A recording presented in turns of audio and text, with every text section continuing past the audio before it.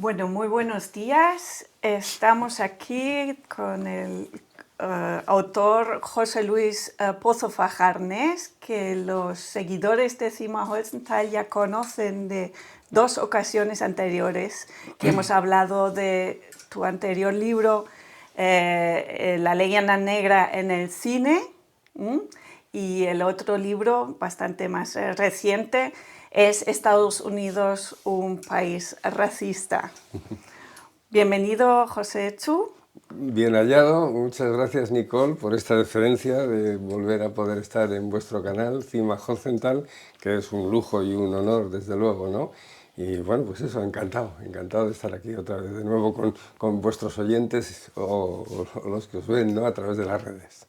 Muy bien, pues recordemos que José Chu es profesor de filosofía, autor de varios libros y es también investigador asociado de la Fundación Gustavo Bueno, donde compartimos compañerismo. Has sacado este último libro, El origen de la hispanofobia de la izquierda española. El título ya lo dice todo, la tesis central, el marxismo contra la idea de España. Enseguida entramos, pero antes de entrar quería subrayar que eres una persona especialmente calificada para hablar del tema del marxismo, porque a ti te habían buscado como uno de los líderes del Partido Comunista de España en su momento, justo antes de la caída del muro, 3 años antes. A ti te fichan para una escuela de cuadros, la Jugendhochschule Wilhelm Tieck en Berlín del Este. Si nos puedes hablar un poco de tu estancia allí en esta escuela de cuadros. Claro que sí.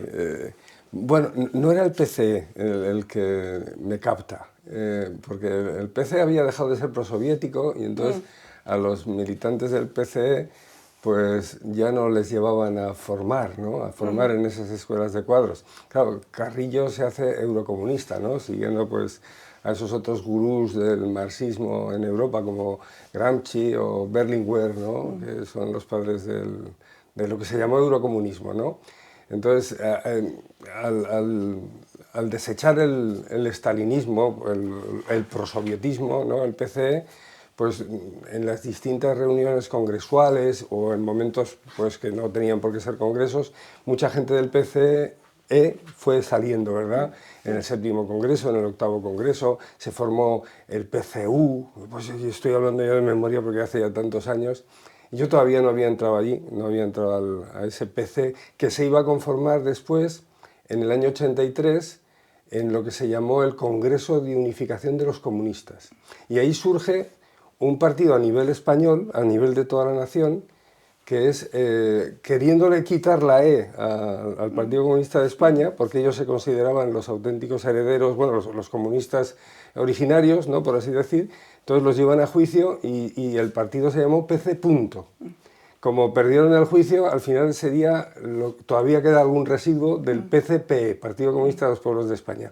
De todas maneras, donde eran muy fuertes estos prosoviéticos, que se habían separado del PSUC de Cataluña, y era el PCC. Yo estoy convencido de que el PC.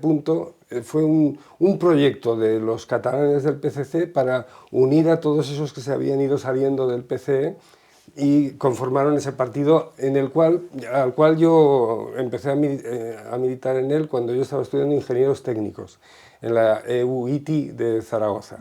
Allí conocí a 2 militantes y me captaron y al poco tiempo, pues bueno, casi estuve a punto de ir a estudiar ingeniería a la Unión Soviética, pero la Asociación de Amistad Estados Unidos-Aragón, no la de España, que la llevaba un señor que se llamaba Hormigón, por cierto, que era profesor de la Universidad de Zaragoza, y era del PCE, sino la asociación Aragón-URSS, pues casi me lleva a estudiar ingenieros a la Unión Soviética, porque también era otra forma de hacer comunistas por vía intelectual, vamos a decir, no por vía dirigentes, ¿no?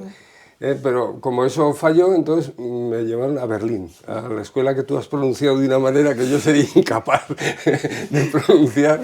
Pero háblanos un poquito de esta estancia en Wandlitz, Sí. que además, si entiendo bien, que es el sitio, la urbanización donde vivían los miembros del Politburo. Pues yo la verdad es que eso no lo conocía, pero sí que estaban cerca. Por ejemplo, cuando yo estuve en Wandlitz, yo me hice muy amigo de unos griegos que ya llevaban allí mucho tiempo y que habían aprendido una especie de lengua franca, con palabras alemanas, griegas, españolas, portuguesas, ¿no?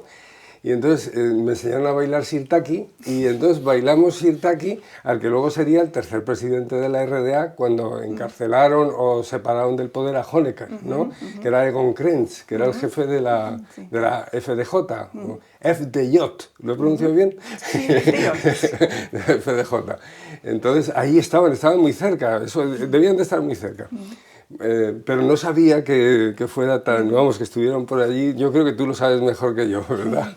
Bueno, pero Nosotros cuéntanos un poco nos metían allí sí. en esa escuela, esa gran escuela Sí. de cuadros internacional. Antes de hablar de qué es una escuela de cuadros, explicamos qué es una escuela de cuadros Vale. primero.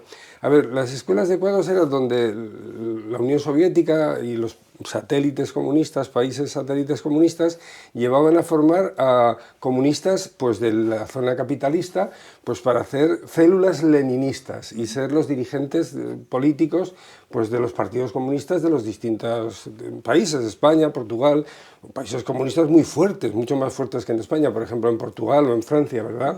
Todos estos iban a formarse a esas escuelas de cuadros que surgen cuando se hace la Revolución Rusa, claro. ¿Por qué hace falta formar comunistas? En el leninismo, sobre todo, ¿no? No en las ideas de Marx, que no funcionan, porque nunca ha habido revoluciones tal y como las pensaba Marx, ¿no? De los obreros solos, ¿no? Las revoluciones nunca han sido marxistas, la verdad es que siempre ha sido... Hay que adaptarlos a los países. Exacto, no vamos a entrar por esa línea, pero el caso es que el leninismo, los partidos comunistas eran leninistas, con un partido de nuevo tipo, que se llama en el marxismo-leninismo, que funciona como células, que unas no se conocen con otras. Entonces, los dirigentes de esas células tenían que estar bien formados pues, para hacer llegar a cada vez a más gente pues, el ideario, ¿verdad? Bueno, esto cuando toman el Palacio de Invierno, ¿no? Los ucranianos, porque la mayoría o la mitad eran ucranianos, ¿no? De los que toman el Palacio de Invierno, junto con Lenin ahí a la cabeza, ¿verdad? El partido de los bolcheviques. Bueno, pues luego se trata de llevar la revolución a toda la Rusia, los grandes rusos quieren llevar la revolución a toda la Rusia y están batallando, pero tienen que ir formando a gente, ¿no? Ahí nacen las escuelas de cuadros.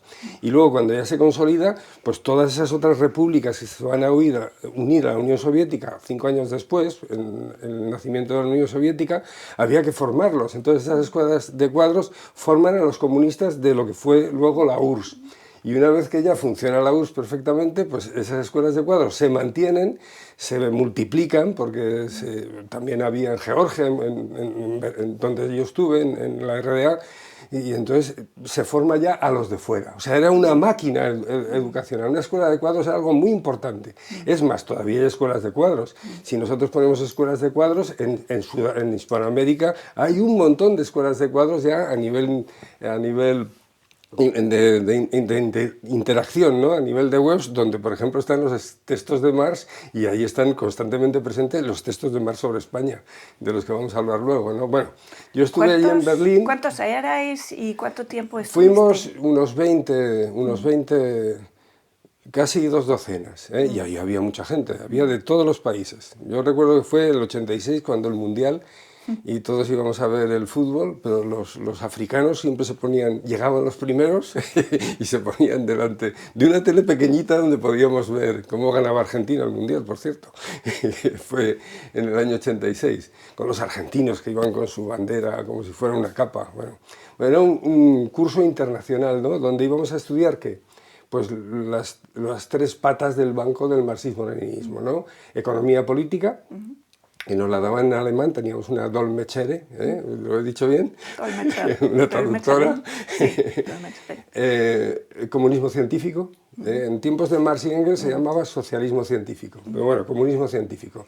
La teoría de Marx es que la historia es una ciencia, ¿no?, que es inexorablemente, pues tienen que dar unos pasos, y eso era el comunismo científico, ¿no? Como si fuera una deducción matemática, vamos a llegar a la salvación de la humanidad. Bueno, esa era la otra asignatura. He mencionado la economía, el comunismo científico y la filosofía marxista-leninista, ¿no? Teníamos el famoso libro Pulitzer, no es el Pulitzer americano, sino el Pulitzer, que eran los fundamentos del día, no del Diamat, sino del Filomat, ¿no? El de Engels, lo que había desarrollado Engels, en base a las enseñanzas de Hegel, sobre todo, por cierto. Bueno, pues ahí estábamos estudiando, estuvimos 3 meses, y nada, pues a formarnos, pues para luego transmitir las enseñanzas que habíamos recibido, pues a los militantes. En ese caso yo estaba entonces en el partido de Aragón, yo soy de Zaragoza. Bueno, y a mí ya me habían dado charlas en Zaragoza donde se contaban historias que tienen que ver mucho con este libro y con estos que tenemos aquí apilados, que son las mentiras y falsedades que decía Marx, pues, sobre España, ¿no? Porque la verdad es que el marxismo siempre ha sido un vocero negro legendario en base a lo que había dicho Marx y lo que seguían repitiendo los marxistas. Y bueno, y además yo me compré uno de estos libros, por cierto, en Berlín, el del año 78, de los escritos de Marx sobre España, porque ya lo conocía, vamos, que estas ideas del marxismo ya digo que están transmitiéndose, pues, de una forma absolutamente habitual, ¿no?, en el ámbito del Partido Comunista. Bueno, me estoy yendo del tema, sí, de la pregunta, perdón. No, estamos entrando ya en... Aparte de que compraste seguramente un Terry Linden en la gran librería. Toda de cristal, la que sale en la película esta de la vida de los otros, al final de la vida de los otros. Sí. Había, por cierto, yo creo cerca una estatua muy grande, no sé si solo de Marx o de Engels, solo de la cabeza, ahí cerca. Pero bueno, los recuerdos puede ser que me fallen, puede ser, pero yo recuerdo ver esa estatua enorme. Pues pasamos ya a tu hipótesis de las tergiversaciones que hace Carlos Marx escribiendo sus artículos en los años 1850 y tantos, 54, 55, para el New York Daily Tribune, y que tergiversa la idea de España y cosas de la historia de España en estos artículos. Bueno, pues vamos a ese tema, ¿no? Sí. Primero que menciónanos algunas de las tergiversaciones que te parecen más graves. Bueno, o algunas. Sí, algunas. Para entrar un poco en media res en el asunto. Ya están en el primer texto que nosotros podemos tener acceso a él, escrito en español, que será 70 años después de que Marx publicara en inglés, en el New York Daily Tribune, pues lo que estaba pasando en España en el año 54, como tú muy bien has dicho, el año de la Vicalvarada, por cierto, ¿no?, la que se denomina la cuarta revolución española, burguesa, ¿no?, ¿verdad? Y claro, los americanos, como estaban los editores, ¿no?, del Tribune, decían, bueno, pues cuéntanos, digo yo, estoy historiándolo yo, cuéntanos por qué se llega a esta situación. Entonces Marx se pone a estudiar la historia de España y hace 9 artículos, en los cuales dice una cantidad de atrocidades enormes sobre la historia de España. Por ejemplo, y luego ya entramos a las distintas ediciones, por ejemplo, que España, pues, es un imperialismo, era un imperio desde luego, pero la forma de entender ese imperio, Carlos Marx, es que dice que es un imperio, pues, al estilo de Tamerlán, al estilo de Gengis Khan, al estilo más actual del imperio turco, ¿verdad? O sea, un imperio asiático. Todavía no había desarrollado su modo de producción asiático Marx. Es a partir de ese momento cuando luego escribirá sobre eso, y sin poderlo intercalar, por cierto, en la cadena histórica, ¿no? de las revoluciones, ¿no? El modo de producción asiático nunca se ha podido situar en esa deducción de la historia expresada en el materialismo histórico, ¿no? Es una cosa aparte porque él parece ser que no la entendía muy bien, entonces nunca se atrevió a ponerla en la línea evolutiva, ¿no? de la sociedad, por decirlo con esa palabra que sí, que es muy adecuada, porque el mismo Spencer utilizaba la palabra evolución para hablar de la transformación social, ¿verdad? Bueno, esa es una, por ejemplo, decir que España era un imperialismo asiático. Luego, paralelamente, por ejemplo, dice que es un imperio colonial, cosa que llama mucho la atención porque ahí vemos también cómo se contradice Marx solo en los escritos sobre España. Porque en esos escritos leemos que para ser un imperio colonialista, como él sabe lo que está pasando en Inglaterra, en Inglaterra pues ya los obreros no van a hacer la revolución que pensaba que se iba a hacer, pues porque viven muy bien, porque están explotando a los de la India, a los de todo, Australia, a todos los sitios donde ha llegado, incluso en Estados Unidos ya se habían independizado, ¿verdad? Pero seguían... pues se habían transformado en una especie de aristocracia obrera. Por eso le interesa tanto España, porque hay un movimiento revolucionario que no se está dando en Europa después del 48, se está dando solo en España y entonces lo está estudiando. Bueno, a lo que vamos. Marx dice que para ser un imperio colonialista tiene que haber un capitalismo desarrollado, y esto lo leemos en los textos de Marx sobre España. Y entonces, ¿por qué le llama colonialista a ese imperio español que él dice que es absolutamente atrasado? ¿Cómo puede llamarlo colonialista? No se percata de que hay una contradicción flagrante, ¿no? Sin embargo, él sigue diciendo que es un imperio colonialista, y no solo Marx, sino que lo repetirá Engels y lo repetirán los distintos marxistas, que han ido pues editando y poniendo notas, sobre todo los soviéticos, abundando pues en esa idea de que España es un imperio colonialista, de que es un imperio asiático, de que es un imperio pues que racista, pues porque hacía esclavos negros. Un detalle, cuando habla Marx en esos artículos de la historia de España, pues señala que cuando en la isla de León, de Cádiz, se juntan para hacer la Constitución, porque no hay ya rey está ahí en Francia ya, se ha ido Carlos IV, entonces se trata de hacer una Constitución, algunos al estilo de Francia, otros no, otros porque tienen una tradición teológica española y bueno, estas cuestiones están bien explicadas en el libro, ¿no? Los primeros liberales no eran unos liberales al estilo de los jacobinos franceses, también había unos liberales que dependían pues de la filosofía española previa, ¿no? Pues que se anclaba desde luego en Santo Tomás, pero que tenía pues unos españoles que habían desarrollado esas ideas, pues como por ejemplo el padre Juan de Mariana, que lo tenemos muy cerca, porque estamos aquí al ladito de Talavera ahora mismo, o el mismo Francisco Suárez, ¿no? Cuando hace Defensa Fidei, o incluso alumnos que no son españoles, un alumno de Mariana que también tocaría esos temas, como Belarmino. Bien, el cardenal Belarmino, muy famoso por cierto también, casi llegó a ser papa, hubiera sido el primer papa jesuita, que no volvió a ver hasta Francisco, por cierto. Bueno, pues cuando se da en la isla de León esta reunión, dice Marx que allí, y luego los soviéticos en las notas abundando, ¿no? en esto que dice Marx, que hay indios entre los que se reúnen, ¿no? Porque le quieren dar derechos de cara a solventar los problemas que está teniendo España, porque está perdiendo el control y entonces empiezan a darles derechos a los indios. A los negros no, solo a los indios. Los negros siguen siendo esclavos. Claro, es que Marx tiene una idea de la esclavitud, sobre todo de la esclavitud negrera, como si fuera lo que pensaban los filósofos alemanes o los filósofos escoceses como Hume o los franceses o lo que estaban haciendo los anglosajones en Estados Unidos. Racistas. No tiene nada que ver con la forma de ordenarse el imperio español. Marx no entiende o no quiere entenderlo porque... Esa es una de las preguntas.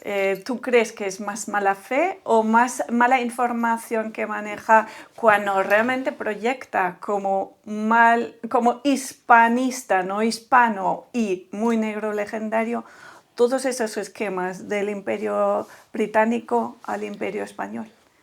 Aquí podríamos dudar, ¿no?, de si es mala fe, o es simplemente que su forma de ver las cosas no le permiten entender lo que está leyendo, porque Marx no solo lee... Y sus fuentes.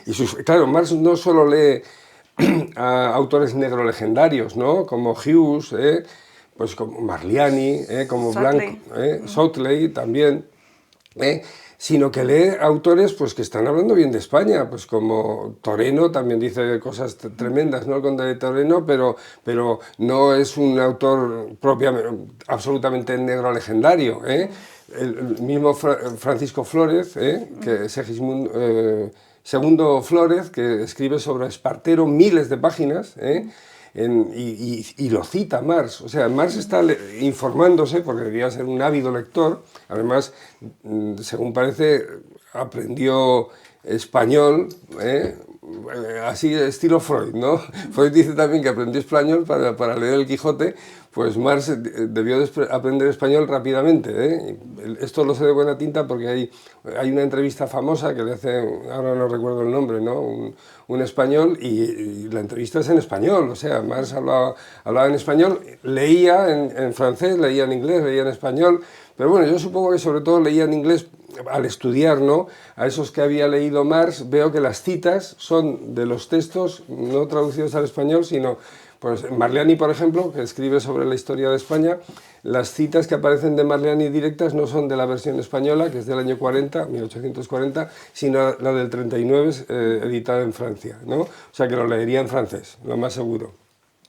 Bueno, el caso es que sabe lo que fue España, sin embargo, él quiere contar otra cosa. A él le interesa pues lo que le interesa, ¿no? Decir que hay un movimiento en la historia, que es un movimiento que los que están desposeídos pues se levantan contra los que poseen, ¿verdad?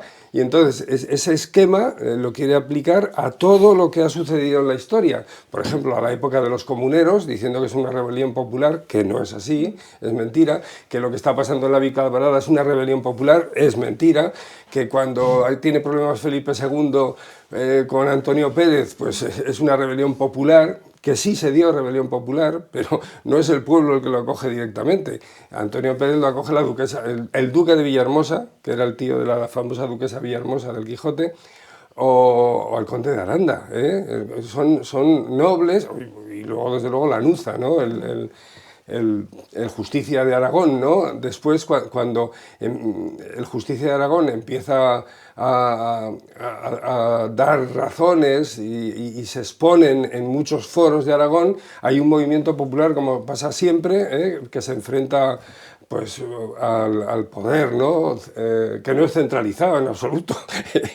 Esto es otra de las ideas que Marx no entiende. En la época del Imperio Español no había centralización. Él está viendo ese imperialismo pues como si Felipe II, los Felipes que llama, Felipe III, Felipe IV, fueran, yo qué sé, pues como califas o como emperadores del Imperio Turco o como los emperadores de la dinastía Ming, que nadie les chitaba. No. Los distintos virreinatos que había en España pues tenían capacidad legal y había que tener, pues el rey tenía que no estaba centralizado. Vamos a ver, que hasta que no llegan los Borbones no se empieza a ver un cierto absolutismo, vamos a decir, estilo Luis XIV, o luego hasta con María Cristina lo querría recuperar, pero bueno, será en el siglo XIX, ¿no?, cuando los liberales traigan un régimen muy parecido a la Revolución Francesa centralizada. Marx no entiende eso. Marx no sabe cómo fue el Imperio Español, no lo sabe, y si lo ha leído no lo quiere decir porque no se adecua a su forma de entender cómo fue el cambio histórico en España y en el mundo. Perfecto.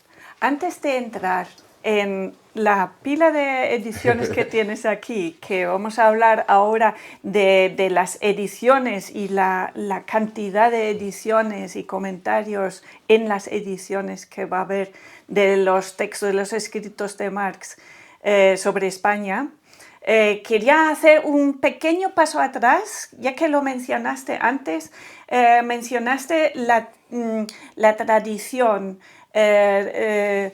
que hay en España, sobre todo de la soberanía popular, que antes mencionaste a 3 jesuitas, Ajá. y que quería que explicases brevemente que esa tesis que tienes tú de que en 18, para insertar en el contexto en el cual los textos de Marx impactan en el contexto de las izquierdas españolas, un pequeño esbozo en qué contexto va a impactar, porque ¿cuál es la tradición de la soberanía popular que rompen y olvidan algunos de los padres de la Constitución de 1812?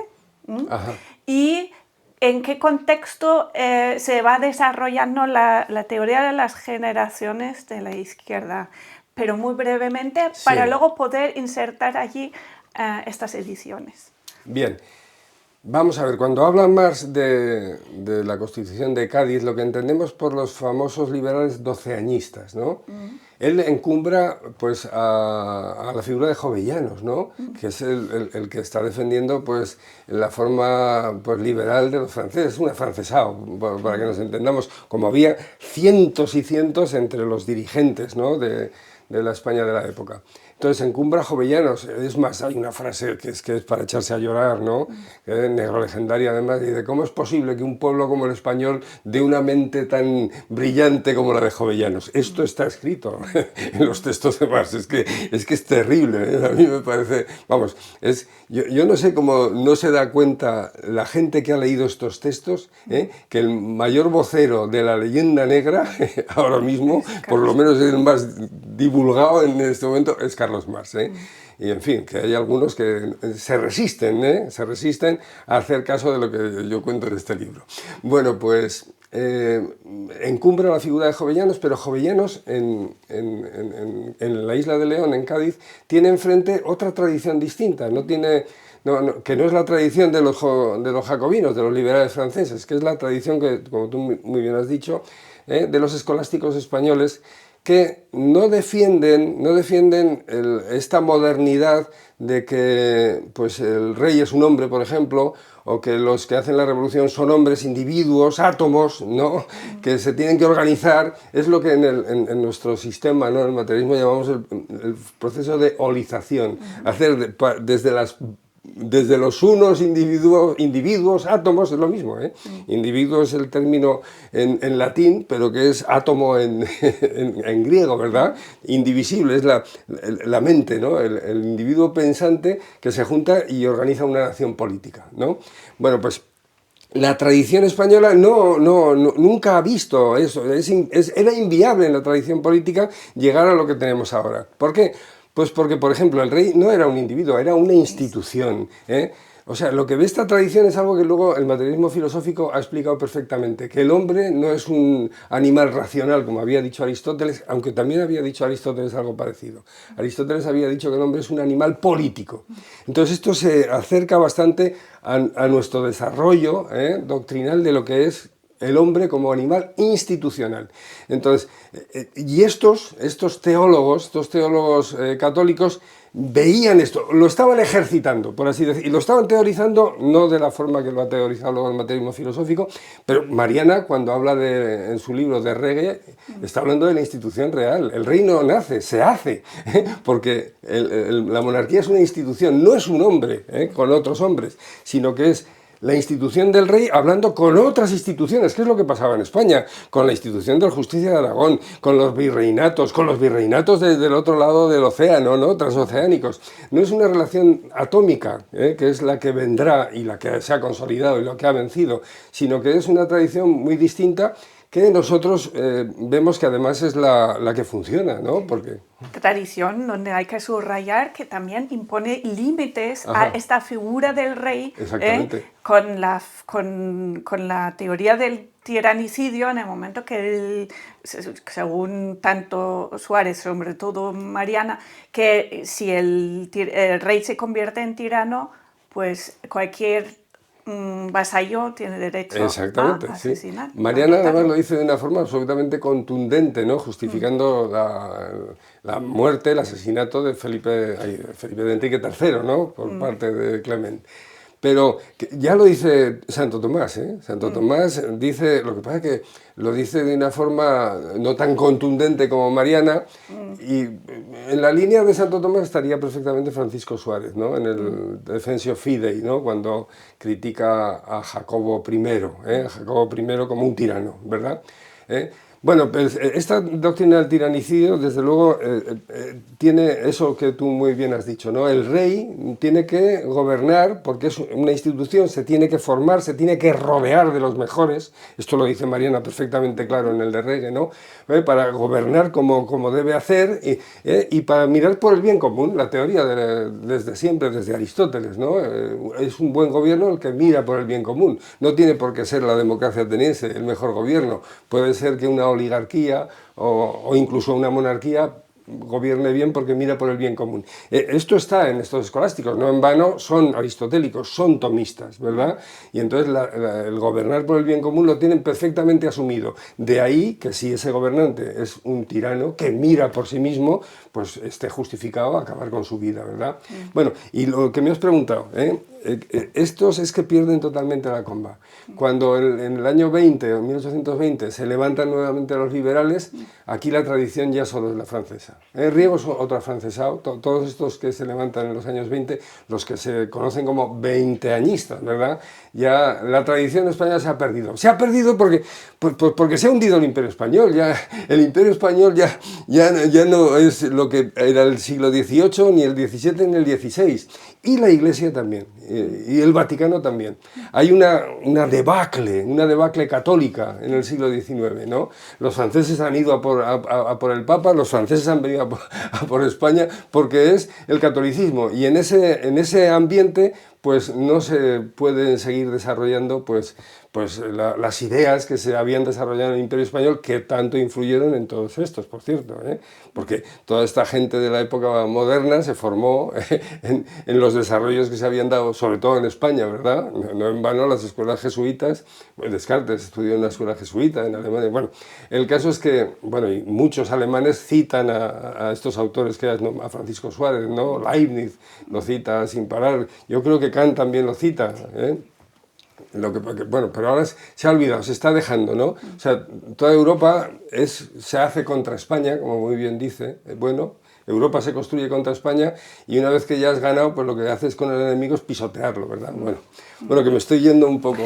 Bueno, insertemos ahora en estas tradiciones de las generaciones, según la teoría del materialismo filosófico de Gustavo Bueno, que bien aplicas tú, las generaciones de las izquierdas, sí. La llegada del los textos de Carlos Marx sobre la revolución en España. Marx estaría pues incardinado en una de estas generaciones de izquierda que señala Bueno, ¿no? Bueno, considera varias generaciones de izquierda. Nosotros acabamos de mencionar dos. Hemos mencionado dos. La primera no es española, porque es la que nace en Francia, pero está en España con los liberales que triunfarían, por cierto. Todos los liberales decimonónicos, los liberales que hemos dicho de tradición española se quedan en el 12 y se olvida, ¿no? Porque se olvida la filosofía que se hace en España, y entonces ya todo lo que viene de fuera es lo mejor y los curas pierden total comba, se dedican a otras cuestiones, a defenderse de entrada, a defenderse de los franceses y luego a defenderse de los liberales españoles, porque es un ataque, bueno, así está la Iglesia, ¿no? Tanto la romana como la española. Bueno, pues a lo que vamos. Estas dos generaciones que ya hemos mencionado de izquierdas, que son los liberales franceses y luego los liberales españoles, ¿verdad? Son dos generaciones distintas. Pese a que vengan de los franceses, pues estas dos que salen en España no es la misma, ¿verdad? Segunda generación, la que hay en España. Pero luego esta generación segunda de liberales se transforma, deja de ser izquierda, ¿cuándo?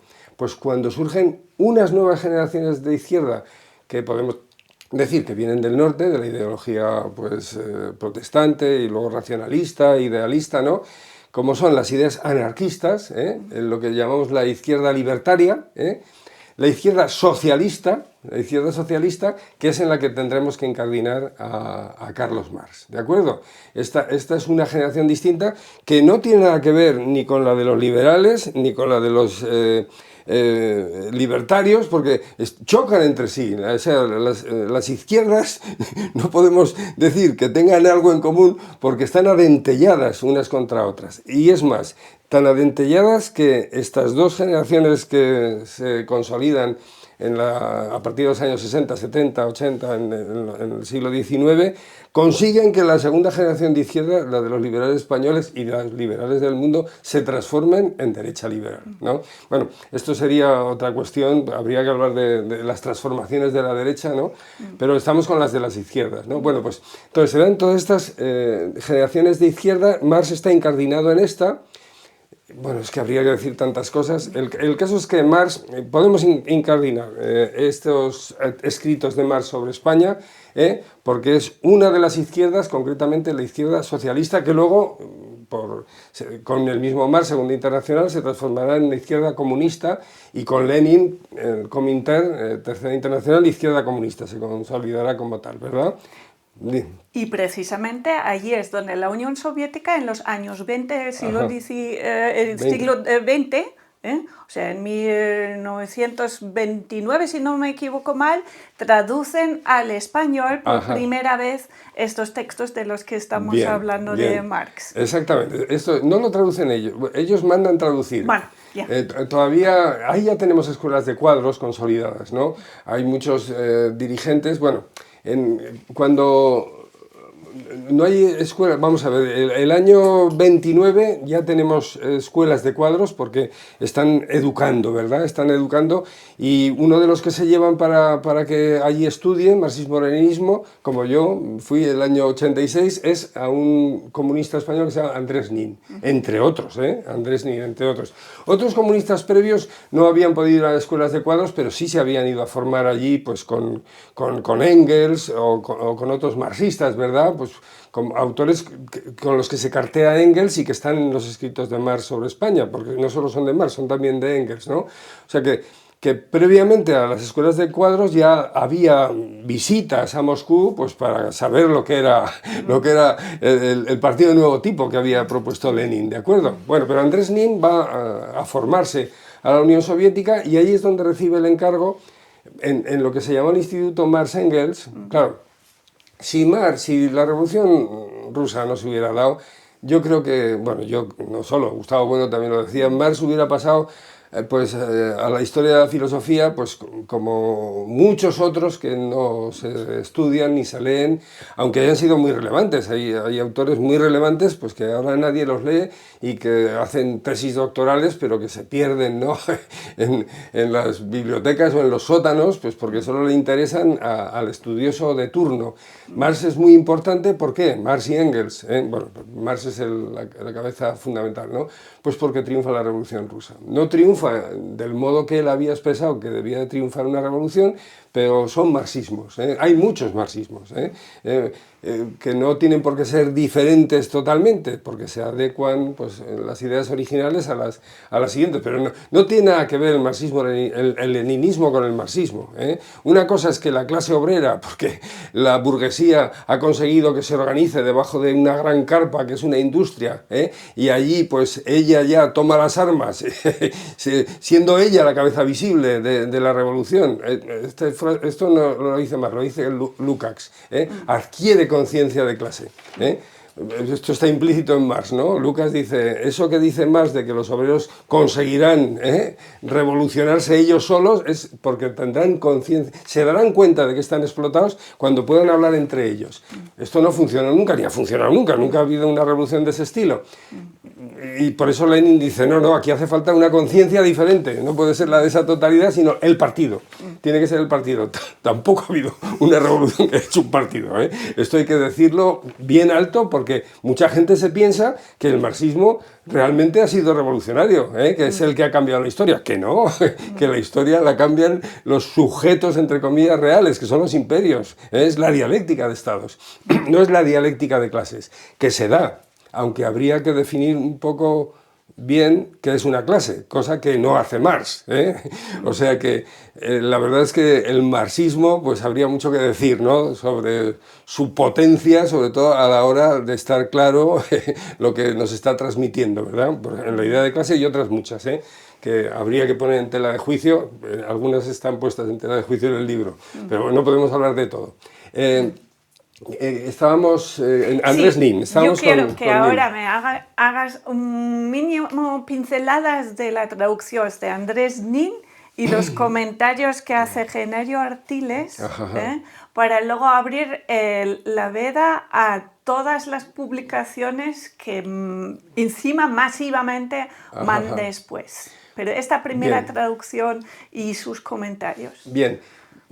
Yo creo que en el año 29, cuando los soviéticos encargan a Nin, porque se han recuperado todos los textos de Marx, el Instituto Marx-Engels empieza a recuperar todos los escritos de Marx, pues para encumbrarlo, ¿verdad? Como el filósofo fundamental del siglo XIX, del siglo XX, de toda la historia, ¿verdad? Entonces dicen, coño, aquí aparecen los textos en inglés que ha publicado Marx en el New York Daily Tribune. Entonces, que venga aquí el español, que los traduzca, que sabe ruso, porque ha venido aquí a estudiar marxismo-leninismo, y entonces Nin los traduce. Pero yo creo que estoy aquí fabulando un poco, pero es que tiene que ser así, y si no, de una manera muy parecida. Nin dice, pero estas cosas que dice aquí Marx se debió de extrañar un poco, y entonces debió de llamar a su amigo historiador, que sabía mucho de historia, que es General Artiles, para decir, mira a ver si puedes aquí hacer alguna anotación, porque creo que esto que dice aquí Marx no está bien, no es falso, no ha pasado así. Bueno, pues en esta edición del 1929, que la edita la editorial Zenit, supongo que se verá bien, es la que publica, el de la editorial Zenit, bueno, no me acuerdo ahora cómo se llama el editor, pero es un famoso comunista, vamos, un comunista por lo menos, bueno, no me acuerdo cómo se llama. Bueno, es igual, el prólogo lo hace él, pero ni siquiera lo firma, no me acuerdo cómo, ya me saldrá. Bueno, el caso es que llama a Genaro Artiles y hace, si no me confundo, 75 notas a pie de página. Si no me confundo, ¿eh? A ver, esta es la última. Para rectificar las Para falsedades. 83, 75. 83, 85, 85 notas a pie de página. Bueno, no tienen desperdicio, las notas a pie de página no. Pues para de una forma, pues sin agresión ninguna, de forma sutil, aclarar, pues algunas de las mentiras que dice Marx, no todas, Pues cuestiones históricas, pues cuando se mete con que España es negrera o lo que sea, pues de una forma sutil, pues tratar de decir lo que fue España y no lo que dice Marx que dice España, ¿no? Y esta será la primera. ¿Qué es lo que ocurre? Pues que aquí no hay negro legendarismo más que el de Marx, podríamos decir, ¿no? Ni Nin ni General Artiles podemos expresarlos como una izquierda negro legendaria. Hispanófoba sí, porque incluso todas las izquierdas que hemos señalado antes, al ser absolutamente críticas, pero críticas de una forma absolutamente agresiva, con lo que caracterizaba al Imperio Español anterior, están siendo indirectamente hispanófobas. Yo lo que digo también en el libro es que el ataque a ese catolicismo que antes hemos dicho, teniendo en cuenta que el Imperio Español fue un imperio católico que llevó el ideario metapolítico, vamos a ver, metapolíticamente el imperio lo que lleva es esas ideas, esa forma de entender el hombre, esa forma de entender el mundo, a la primera globalización, ¿no? Y que choca directamente con la metapolítica protestante, que ve al hombre de una manera totalmente diferente, de tal manera que lo ve como animal y por eso no les preocupa matarlos, pero de formas absolutamente sangrientas, como en Tasmania o como en Norteamérica y en tantos otros sitios, en Australia, en China, que es como los distintos imperialismos, o los franceses en Haití, me da lo mismo, que España, la forma, ese catolicismo del imperio, es un imperio católico, es una forma de entender al hombre, pues que desde luego que no es la que ve Marx, ¿no? Entonces, a ver, que he perdido el hilo. Incluso los que reciben los textos en los años 20, 30 en España de Marx son tan anticlericales que automáticamente son antiimperialistas, especialmente de la época Habsburgo, ¿no? Esto es, no son propiamente hispanófobos en el sentido que estoy diciendo que es la izquierda actual, la izquierda posterior a partir de la transición, ¿no? Que es profundamente hispanófoba, sino que hay una hispanofobia indirecta, que es la crítica al pasado español imperial, que es un pasado católico. O sea, la destrucción del imperio metapolítico español es en parte hispanofobia porque es directamente proporcional al ideario negro legendario. Por eso hay una hispanofobia en todas estas generaciones de izquierda anteriores. Estos hombres de izquierda que traducen los textos de Marx, no son propiamente hispanófobos, son anticlericales. Bueno, pues sobre todo Andrés Nin, primero es stalinista y luego se hace trotskista, ¿verdad? Y vamos, la Iglesia es el enemigo, ¿no? Es el opio del pueblo, ¿no? Entonces no aceptan que pueda haber hecho a lo largo de la historia nada bueno. Por eso el Imperio Español no podía ser bueno, ¿eh? Es un imperio que hay que dejar de lado, aunque no se entienda, que es lo que le pasa a Marx, o no se quiera entender, por así decir. Bien, dime. Esta edición está allí, ¿eh? Y hasta 1960 es cuando otro marxista que se llama Manuel Sacristán recibe encargo también. Exacto, cuéntalo. Bueno, del 29 al 60 pasan muchas cosas, ¿no? Pues pasa en España, desde luego, pues todos los años 30 son los años de la Segunda República, la Guerra Civil. En los años 40 son los años de la Segunda Guerra Mundial, los años 50 de la preguerra, pero en los años 60 pasa algo que es, una tercera parte del mundo se ha hecho comunista. Incluso el papado, el Vaticano, abraza el ideario marxista porque ahí están convencidos de que van a ganar, que casi se puede decir que sí. El mismo Juan XXIII invita, ¿no?, a la hija de Khrushchev allí, cosa que no les gusta nada a los americanos, teniendo además un presidente católico, ¿no? Es una situación de una tensión mundial tremenda. Los países que, no solo el Vaticano, sino España, todo en general, ¿no?, toda la Europa occidental, en general el mundo, recibe el ideario marxista de tal manera que la historiografía marxista, ¿no?, esto que antes hemos criticado que no funciona, ¿no?, la evolución de las sociedades humanas, pues está en las cátedras de todas las universidades, ¿no? Los años 60 y 70 son de una recepción del marxismo pues tremenda, y una de las cuestiones que se reciben en España es precisamente los textos de Marx sobre España para expresar esa historiografía que no funciona, que ya hemos dicho que no funciona.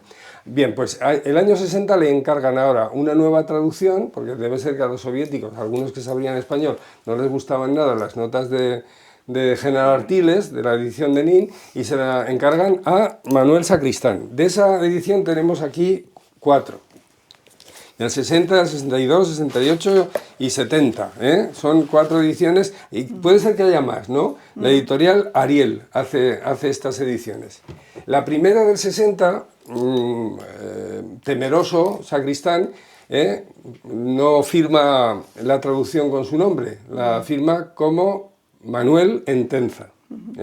Luego ya, como ve que no pasa nada, en el 62, la segunda, que hay distintos formatos además de las distintas ediciones. Hay unos con tapa dura, otros con tapa blanda, o sea que hicieron un montón de ejemplares, un montón, que solo hay que entrar en Toda Colección, en Iberlibro, para poder acceder a estos ejemplares de gente que ya los ha leído, que se han muerto y que los está vendiendo pues constantemente, ¿verdad?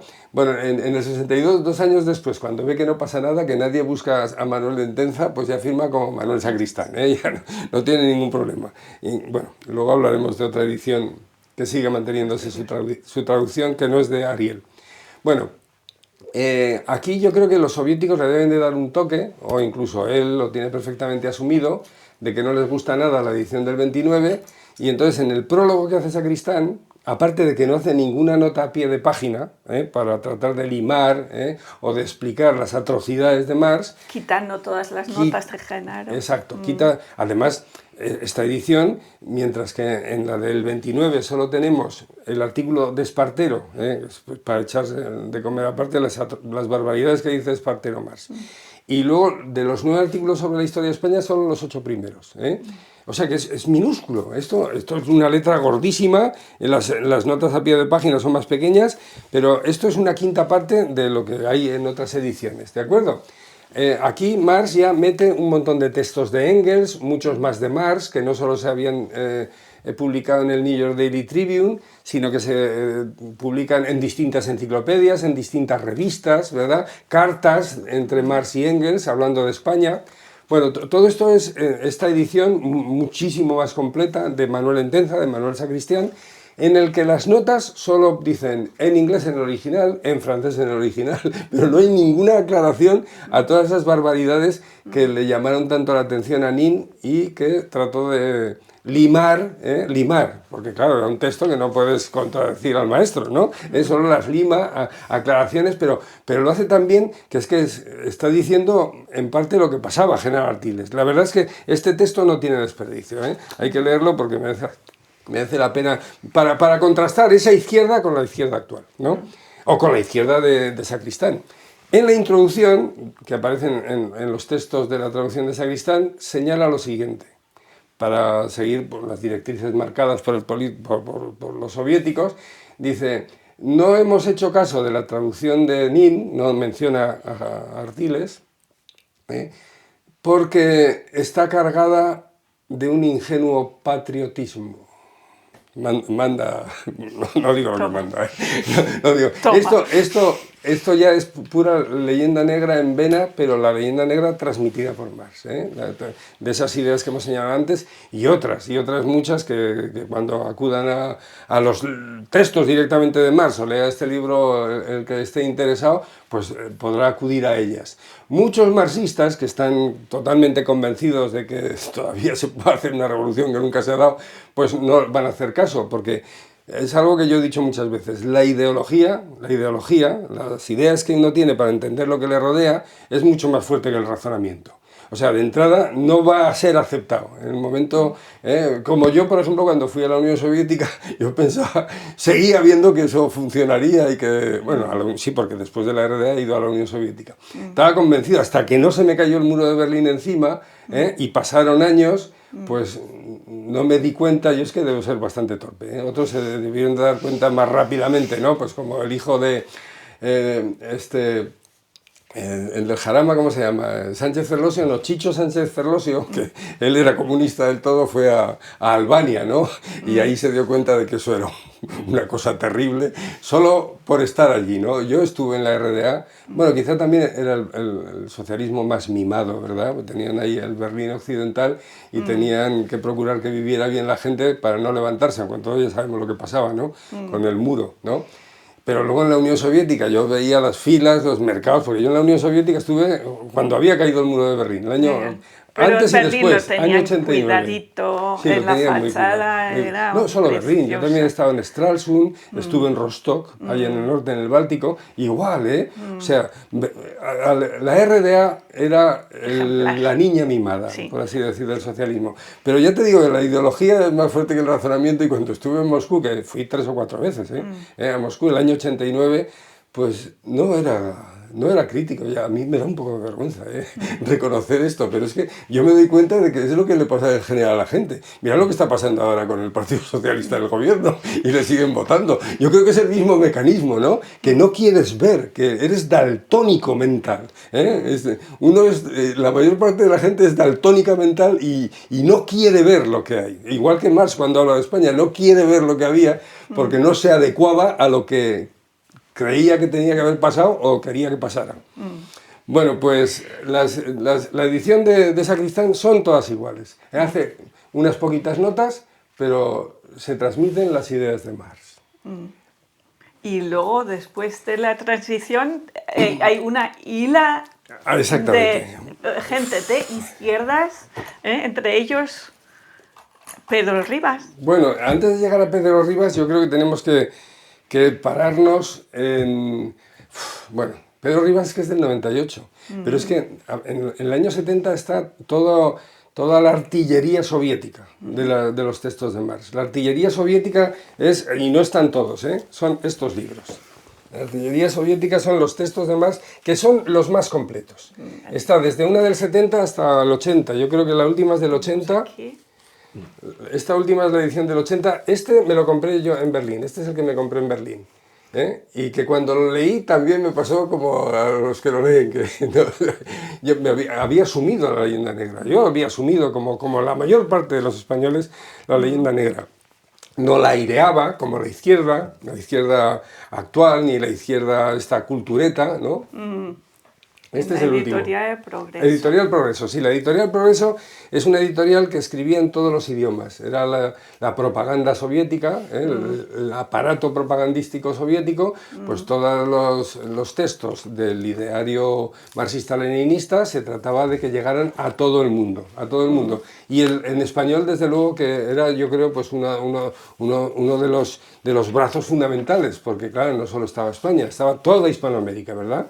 Entonces, yo tengo muchísimos textos, no solo estos de Lenin y de otros autores, pues que están en español y son de la editorial Progreso, ¿no? Así como la editorial Novosti, pues era pues más divulgadora, ¿no? Igual que el Reader Digest, pues sacaban el Sputnik. Y yo creo que el Sputnik era de la Novosti.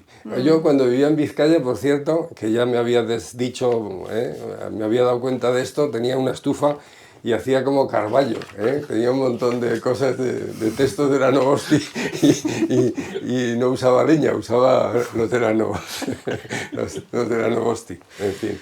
Los de Lenin me dio mucha pena siempre y los de Marx, pero la propaganda del Sputnik y otras sí. Pues que aquí tenemos la España revolucionaria de la Editorial Progreso y en traducción al español pone Editorial Progreso. Claro. Ni siquiera hay un Claro, es que individuo que sea el traductor. Claro, es el puro sovietismo, ¿no? Aquí el individuo importa un pimiento, importa, en parte, ¿se adecua esto a lo de las instituciones? No, se adecua simplemente al Partido Comunista y es el único que hay, ¿no? Pero el individuo no pinta nada. Algo que es que se tiene que dar cuenta la gente. Si uno ve Octubre de Einstein, ¿no? O cualquiera, la línea general, ¿no? O, caramba, Potemkin. Ahí no hay protagonistas. Nunca hay protagonistas del cine. ¿Por qué? Porque el protagonista es la clase obrera. Es la humanidad. La protagonista, al final solo estará la humanidad en el mundo, entonces la tendencia es a que no haya individuos, que no se tienen por qué poner de acuerdo, que ya se pone de acuerdo, pues yo qué sé, lo que hacen con las manos, porque el Estado desaparecerá al final de los tiempos, ¿no? Y entonces es eso, es la humanidad, pura metafísica. O sea, Marx es materialista. ¿Por qué se llama materialismo histórico? No, es un idealista, porque su filosofía es absolutamente metafísica, y no solo en la idea de la humanidad, sino en otras muchas, ¿no? De esto no se dan cuenta, ¿no? Los por mucho que da la vuelta a Hegel, sí que sigue con el mismo esquema de Hegel. Exactamente, es tan idealista como Hegel. Cuando le damos la vuelta del revés al marxismo es cuando nos damos cuenta de esos errores metafísicos de Marx, ¿no? Cosa que hemos hecho nosotros, lo ha hecho Gustavo Bueno en muchos de sus textos. En esta edición, ya a partir de los textos de Marx que se suelen denominar la España revolucionaria, añade textos también de Engels. Ajá, muchos textos de Engels. Y ya están combinando textos. Aquí, vale. Si le echas un vistazo ahí, yo creo 138 o 140 notas. Los primeros no, estos que son del año 70, 72 creo, ahí hay 15 notas. Pero entonces ya se lo tomaron muy en serio, ¿no? Los editores de Progreso y dijeron, estas cosas que dice Marx son muy interesantes, sobre todo las negrolegendarias, ¿no? Cuando había que criticar el imperialismo de España, claro, la idea de imperio, ¿no? Aunque sea asiático, ¿no? Pues entonces hay que abundar en todas esas atrocidades, en esa falta de entendimiento de lo que fue España, en esas 140 notas.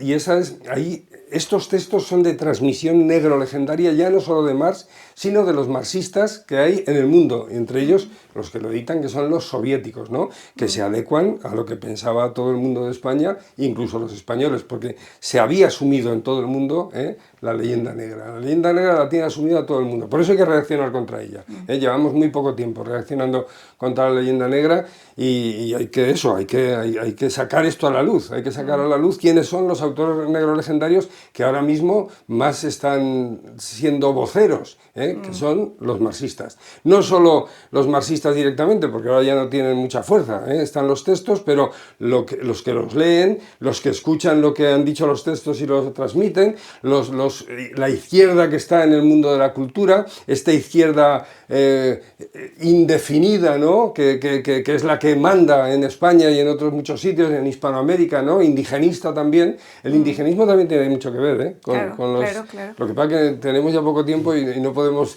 desarrollar todas estas cuestiones, ¿no? Pero es que los textos del colonialismo de Marx vuelven a abundar en la idea de España colonialista, ¿no? Y se la han creído los indígenas, que fueron... Hombre, por ejemplo, Mariátegui en Perú se basa en el marxismo para hacer su indigenista en los ensayos. Un breve repaso de lo que te parezca lo más importante en todo este masivo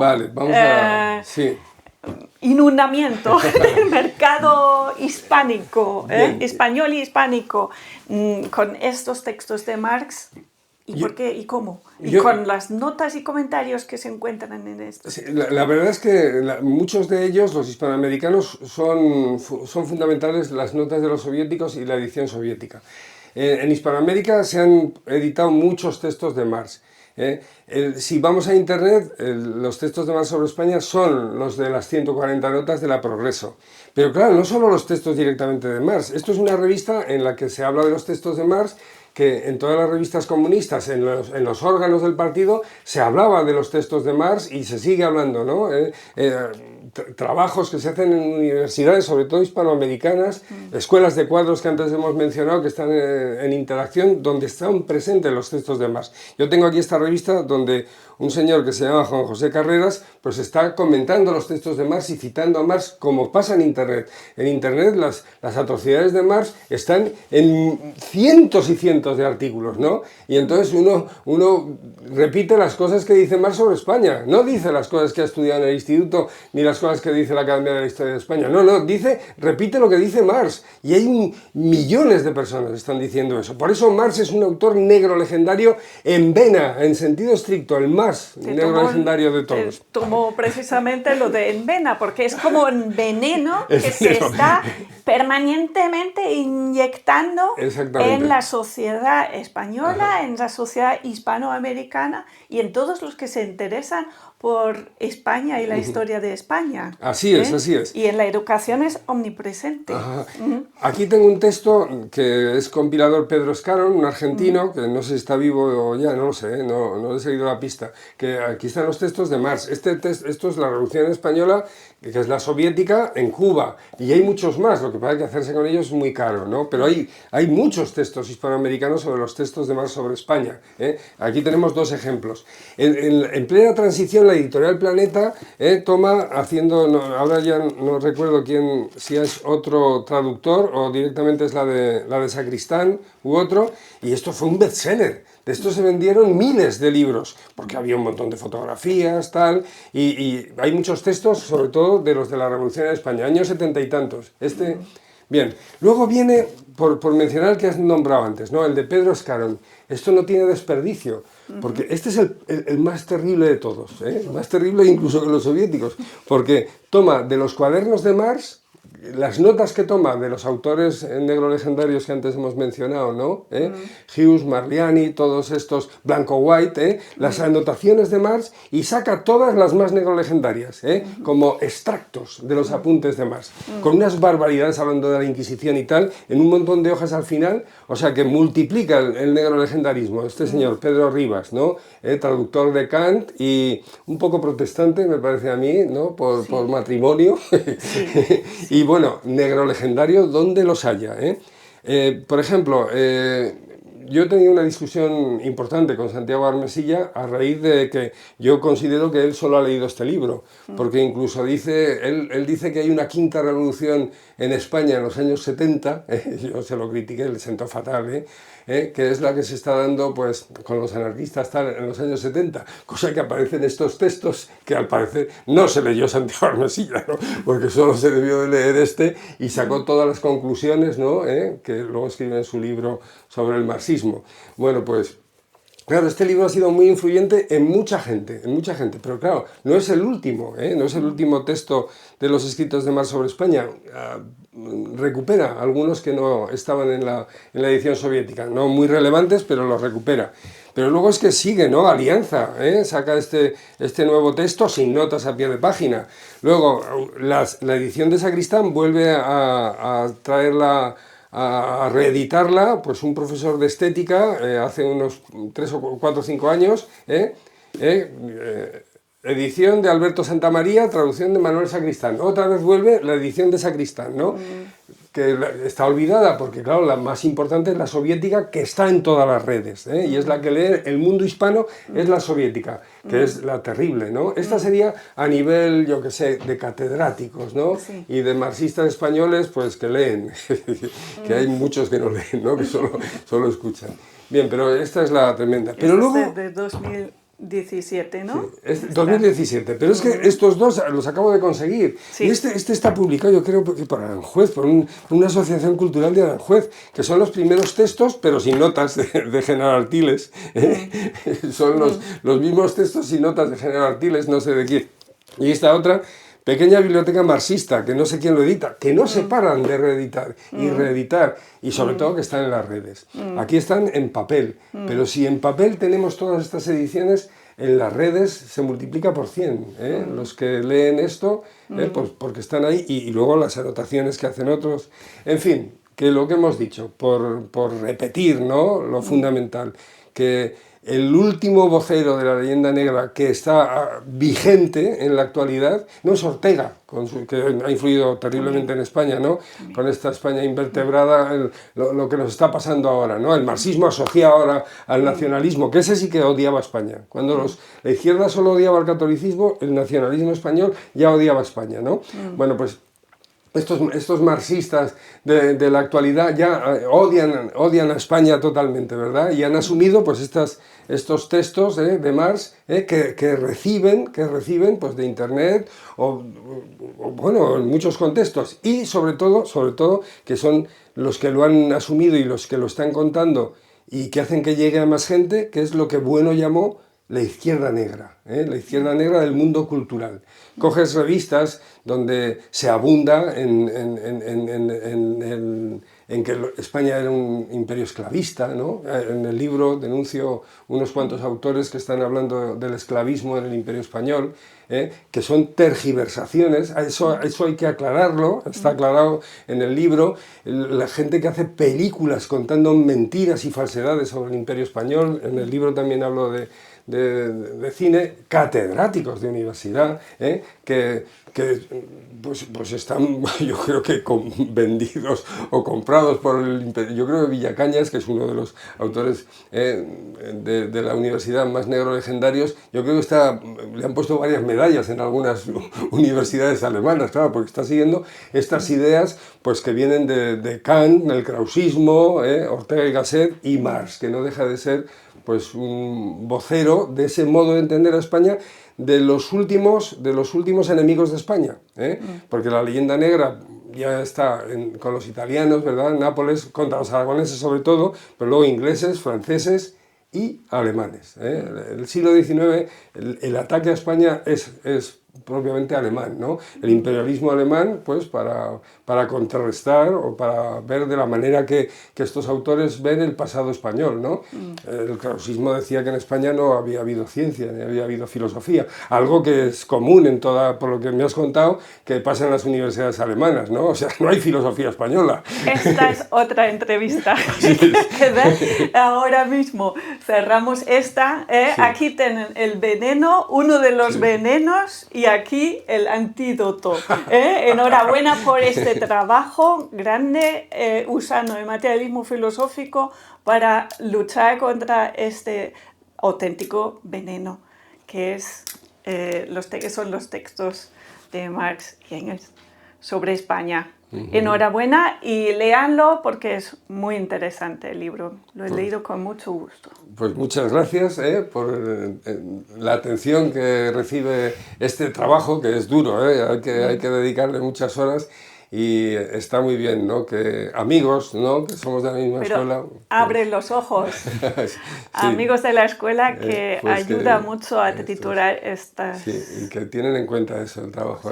Anima mucho que la gente de tu escuela reconozca tu trabajo. Es algo fundamental, que tendría que, bueno, que pasa, ¿no? Como es el caso que estamos viendo aquí. Muchas gracias, Nicole. Gracias a ti, José.